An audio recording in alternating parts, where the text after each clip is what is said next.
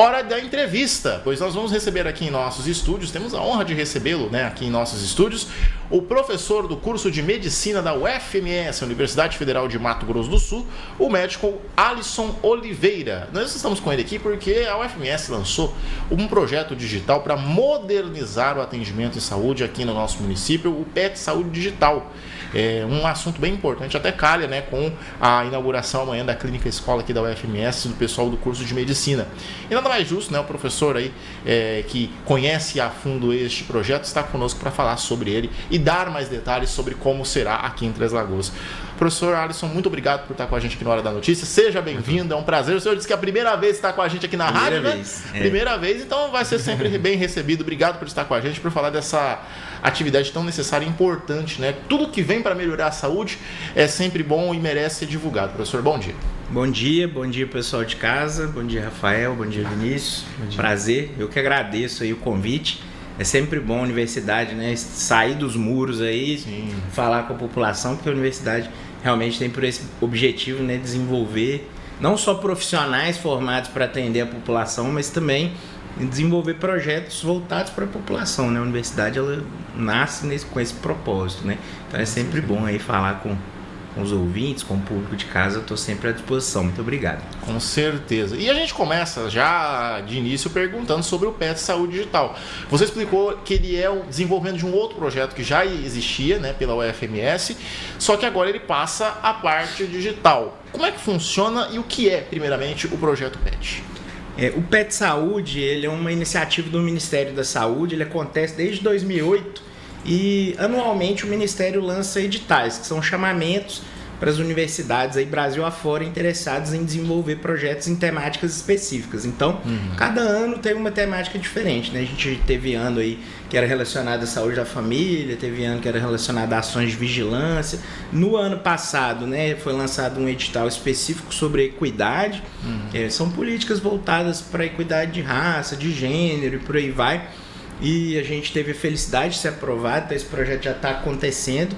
E esse ano, né, especificamente, né, uma novidade, aí, um edital voltado para a saúde digital, que é um tema inédito, de certa forma diferente, que talvez né, aos ouvidos aí dos ouvintes seja uma novidade também, que é o de saúde digital, que é relacionado à transformação digital para a saúde, né, o uso de tecnologia voltado para a saúde.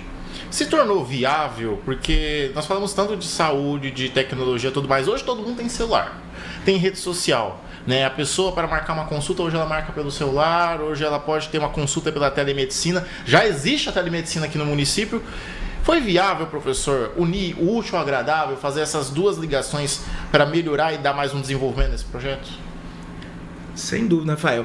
Uma coisa importante, né, é a gente entender que a transformação digital não nasce com o projeto, né? Como você bem disse, né, as tecnologias elas já vêm sendo utilizadas na saúde de diversas maneiras. Sim. Inclusive no SUS, né? Quando a gente pensa, muita gente tende a imaginar isso acontecendo muito no escopo do privado, de plano de saúde, mas na verdade não, né? A gente já tem há alguns anos aí iniciativas de saúde digital. Um exemplo clássico aí é o SUS, que é o prontuário eletrônico hoje. Sim. Quando a gente vai nos postos de saúde, nas unidades de saúde da família, do município, né, que os médicos, médicas, enfermeiros, todos os profissionais nos atendem aí, eles utilizam, né, o prontuário eletrônico, né, uma iniciativa nacional, gratuita, mas o projeto que ele ganha de diferente é justamente tentar integrar essas ações que já acontecem, né? E o projeto ele tem muito por objetivo assim, mapear o que está acontecendo. Vocês, né, você bem disse, Rafael, assim, olha, a gente tem o uso de celular para marcar consulta, a gente tem o uso de prontuário, a telesaúde que tem sido utilizado. Mas como a gente consegue entender exatamente o impacto que isso está causando, assim, positivo e, né, talvez negativo? Integrar as ações diferentes, fazer uma política mais de longo prazo, né? Que né, a saúde ela tem muito por essa característica, né? Como a saúde é uma demanda infinita, a gente muitas das vezes tem que tapar buraco, correr atrás de uma demanda. A Covid, né, nos trouxe essa lição, assim, de muitas das vezes uma ação muito de emergência, né? E poder articular essas ações, entender o que está acontecendo e principalmente traçar plano de longo prazo é o objetivo desse projeto, né? Claro, o mais importante. Eu acredito que até... Bom dia, professor. Obrigado por estar aqui conosco. Nesse projeto, ele prevê que uma possível diminuição nas burocracias, né, nesses processos aí. O senhor pode falar para a gente um pouco o que poderia deixar mais rápido, né? Porque às vezes as pessoas pensam que trazer a tecnologia ou às vezes até a telemedicina é afastar o profissional do paciente. Mas... Na verdade, vocês querem facilitar e aumentar o acesso à população com essas tecnologias, né? Exatamente. Esse é o grande paradoxo, né? O grande duelo que a gente tem entre a tecnologia e o cuidado, né? E, infelizmente, a percepção que os pacientes têm, eu falo também como paciente, né? Que além de médico, né? Eu sou paciente. Muitas das vezes a tecnologia leva o profissional a mais trabalho administrativo, burocrático, aquela coisa, né, que a gente escuta muito do paciente. Poxa, ele nem me olhou, porque você tem uma demanda muito grande administrativa de preencher papelada, de preencher relatório, de fazer prontuário. Muitas das vezes o médico, além, né, de ter que atender, eu digo médico, mas qualquer profissão de saúde, além de atender o paciente, ele tem que responder essa demanda administrativa, essa demanda burocrática. Como que a tecnologia pode ajudar nesse sentido, né? Existem diversas ferramentas, né? Uma delas já é o próprio prontuário eletrônico, que nasce nessa perspectiva de facilitar em detrimento do papel, tanta questão, né, da brincadeira que as pessoas fazem da letra de médico, né? Você registrar aí no computador, mas a gente tem tecnologias cada vez mais modernas que podem diminuir esse trabalho, né? Uma delas é a inteligência artificial, e a gente tem um grupo dentro do PET específico trabalhando com a inteligência artificial. Então a gente já tem iniciativas aí Brasil afora, né? E a gente espera conseguir incorporar algumas delas, onde, por exemplo, a consulta, você está sendo atendido ali e automaticamente o que vocês estão discutindo vai sendo transcrito em tempo real. Então o médico não precisa ficar lá digitando, por exemplo. Isso facilita, diminui o tempo e o médico deixa de gastar energia e tempo com aquilo, né, que é mais burocrático, e gasta energia com aquilo que mais importa, que é cuidar do outro, olhar no olho, que é uma coisa que às vezes a gente, né, nesse tempo tão corrido de tecnologia, às vezes a gente tem dificuldade. Então a tecnologia, ela nasce muito com essa ideia, olha, a gente quer diminuir ao máximo aquele trabalho que o robô pode fazer, o que a máquina pode fazer, e deixar o humano fazer aquilo que só ele consegue fazer, que é encostar, olhar no olho, por aí vai. Então a tecnologia, ela pode sim ser uma aliada do cuidado, de um cuidado mais qualificado. Já existem algumas ferramentas de inteligência artificial para diagnóstico, algo assim do tipo, ou ainda é muito cedo para estar usando isso nos nossos hospitais? Não, já existem várias iniciativas, e o PET, ele nasce muito também nesse sentido. Olha, o que já existe, o que dá para fazer, como que a gente pode aplicar e ver se realmente faz diferença, né? Hoje em dia, os profissionais de saúde, de maneira geral, eles consultam ferramentas. Sim, a gente está de frente de um paciente, a gente tem dúvida, a gente vai consultar alguma ferramenta. Já existem ferramentas de inteligência artificial e a gente quer, né, mapear as que existem, quais a gente consegue implementar ou não. Será que a gente precisa desenvolver? Isso é outra coisa muito interessante desse projeto.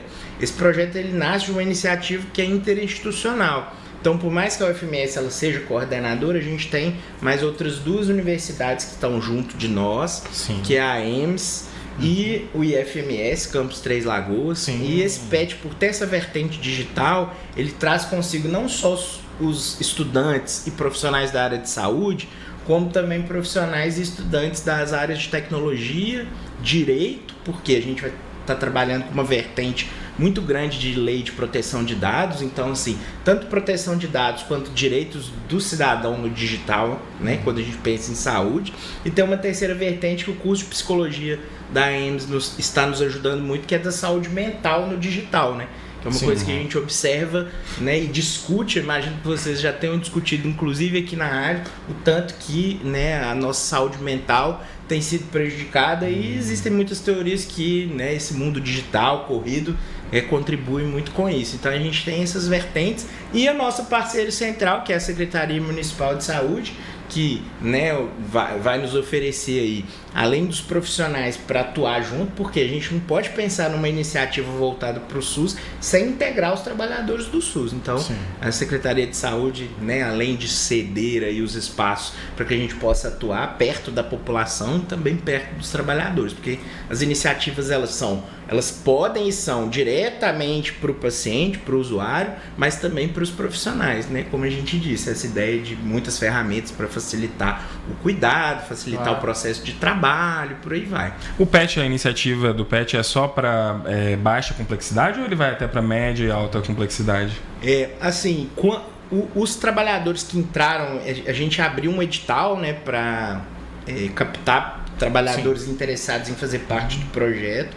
Né? Nessa primeira leva, os profissionais que vieram são da atenção primária e da atenção secundária, que seria aí baixa e média complexidade, assim, né? Numa linguagem mais direta. Mas a gente precisa trabalhar com hospitais também. Mas como a gente não tem agora trabalhadores dos hospitais diretamente na equipe, provavelmente vai ser um processo que a gente vai fazer em segundo lugar. Mas o projeto ele tem 24 meses de execução e é muito difícil pensar. Um desafio que a gente tem muito grande assim, é a coordenação de dados, né? Por exemplo, se você é atendido num posto de saúde hoje e amanhã, né, porventura se interna no hospital, os dados do seu atendimento ali no posto, na atenção primária, nas unidades de saúde, eles não chegam ali diretamente, né? Não em tempo real. Então é um desafio interessante. Então juntar os hospitais nesse processo de gestão de dados, né? De big data ali. De coordenação de dados. Olha assim, ó, o dado, ele chega no hospital e o profissional já vê, olha, ele foi atendido tal dia, na unidade. Isso é um desafio global, né? Ele não é só nacional, muito menos só de Três Lagoas, mas que o PET tem também por objetivo, né, entender melhor como que a gente pode melhorar esse processo, por aí vai. Então, são vários desafios, né?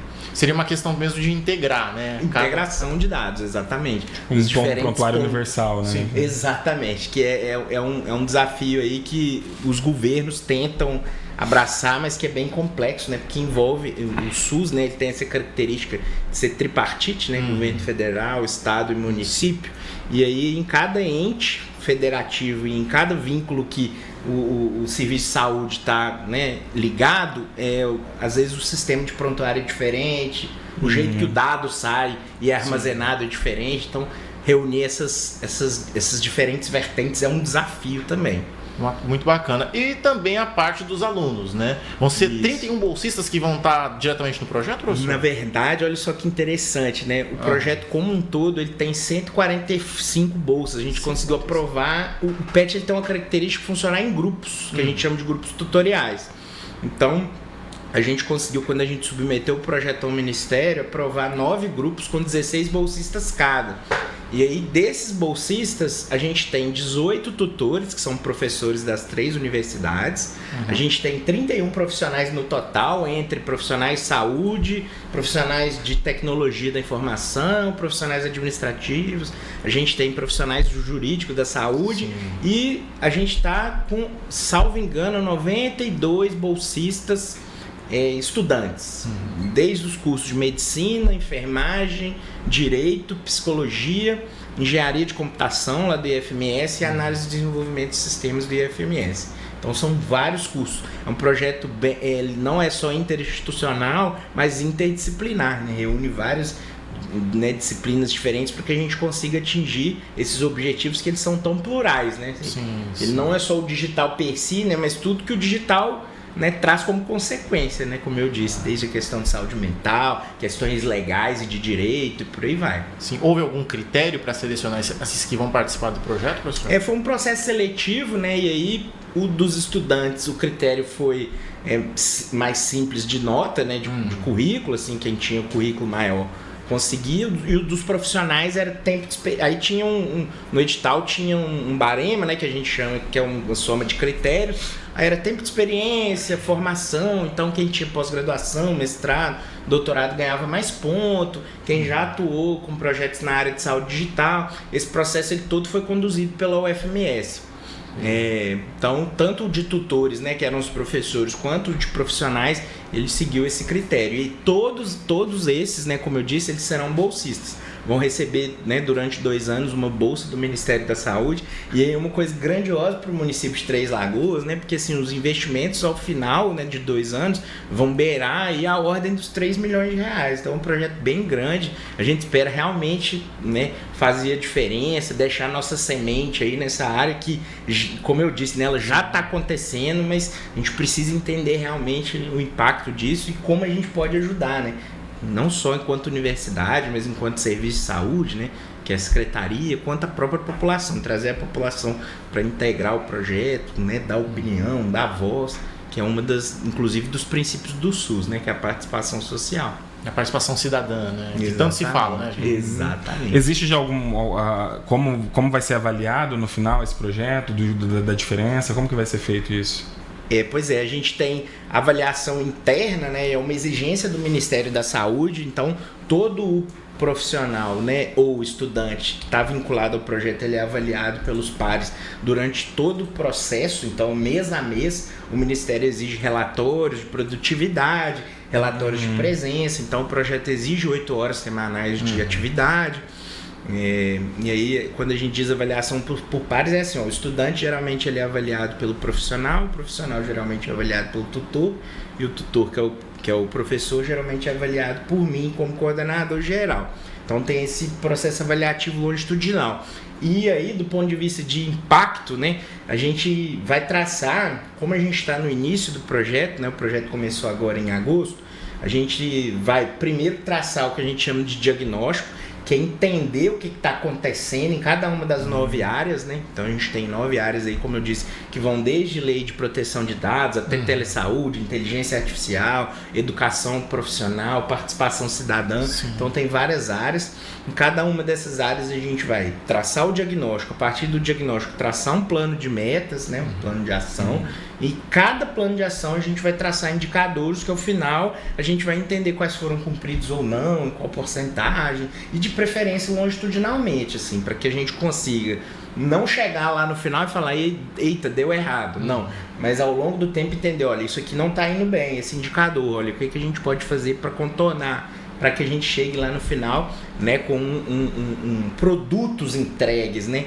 E aí, quando a gente diz produto, desde o diagnóstico que a gente quer entregar para a população, para as secretarias de saúde, até também, né, produtos que podem ser aí, aplicativos, cursos online, material didático, treinamento para profissional, rodas de conversa com a população sobre os mais diferentes temas e por aí vai. Então são muitos produtos que a gente espera construir, né? E a gente tem muita perna para isso, porque são muitos bolsistas, né? A gente espera realmente conseguir cumprir isso ao longo desse tempo. Eu sei que está no início o projeto, mas tem alguma ação assim mais prática já em vista? Assim, o que a população pode já esperar para os próximos meses, assim, algo mais específico? Esse primeiro momento ele é um momento muito de diagnóstico, assim. Obviamente cada grupo ele vai demorar mais ou menos, mas a gente espera até o fim do ano de 2025, ou seja, nesses próximos meses aí, 5 meses por aí,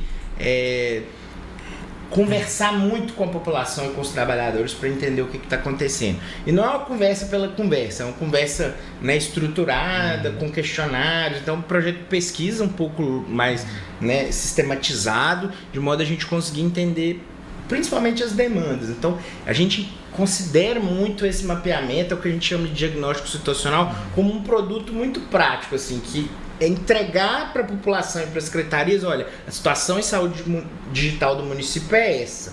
Esse processo ele começou antes do PET, no ano passado, o governo federal lançou uma iniciativa que se chama SUS Digital, Programa SUS Digital, e que as secretarias de saúde elas tiveram que traçar um diagnóstico, ainda que fosse um diagnóstico um pouco mais direto, mas foi preciso traçar. Então já tem um pouco disso, mas a gente quer ampliar esse processo de diagnóstico e entregar assim, para a população, olha, esse é o cenário atual e um plano de metas.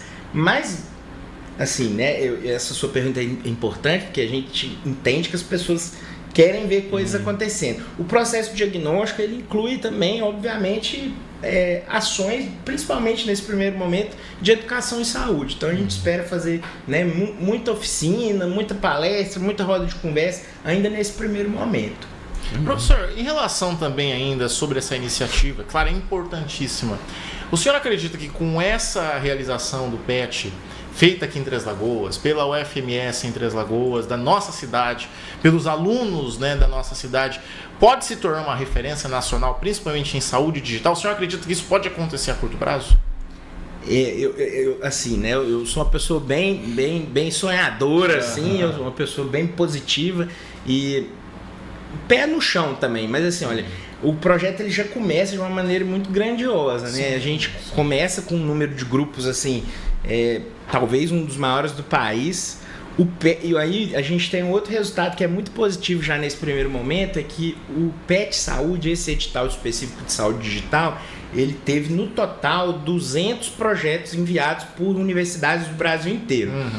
Desses 200, somente 91 projetos foram aprovados. Sim. O nosso projeto ficou em 8º lugar no Brasil inteiro. Foi o primeiro projeto do estado do Mato Grosso do Sul. Então, assim, a gente já começa assim, com um projeto realmente muito, muito valorizado, né? E do Centro-Oeste inteiro, nosso projeto ficou em 2º lugar. Então, é um projeto que realmente, dando tudo certo, e eu tenho certeza que vai dar, sem dúvida nenhuma, o nosso objetivo primário é servir, né, como